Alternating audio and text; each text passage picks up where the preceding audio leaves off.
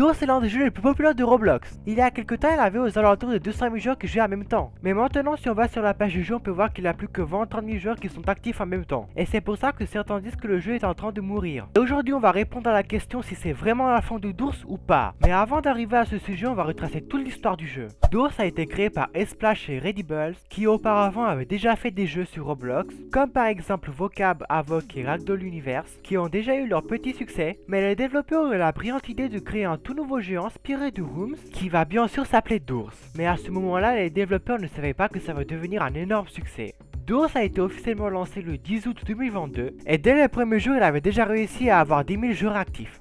Et en seulement 3 mois, il avait déjà réussi à faire 1 milliard de visites, ce qui fait de lui le deuxième jeu qui a réussi à avoir 1 milliard de visites le plus rapidement derrière Piggy. Plein de youtubeurs y ont joué, comme par exemple Fury Jumper, Fritt et même Squeezie y avait joué pendant un live, ce qui a énormément augmenté la popularité du jeu. Et grâce à sa popularité, il avait réussi à monter aux alentours des 70 000 joueurs actifs. Les développeurs avaient normalement prévu de faire la Hotel Plus update en décembre, sauf que comme ils n'avaient pas fini la mise à jour, ils ont dû la reporter en février. Et comme il n'y avait pas eu de mise à jour pendant ce temps, les gens se sont un petit peu lassés du jeu et le nombre des joueurs actifs a baissé à 40 000 joueurs. En février, la Hotel Plus update sort enfin, le jeu a plus de joueurs que jamais, il a réussi même à atteindre les 200 000 joueurs actifs et à devenir l'un des jeux les plus populaires de la plateforme. Après la Hotel Plus update, il n'y a plus eu de vraies mises à jour, à part la Super Hard Mode qui était pour le 1er avril, mais ça elle compte pas vraiment comme une vraie mise à jour. Mais il n'y a toujours pas eu la mise à jour du Floor 2 qui est sortie. Et à cause de ce manque de mise à jour, les gens se sont encore lassés du jeu et il a maintenant aux alentours des 20-30 000 joueurs actifs.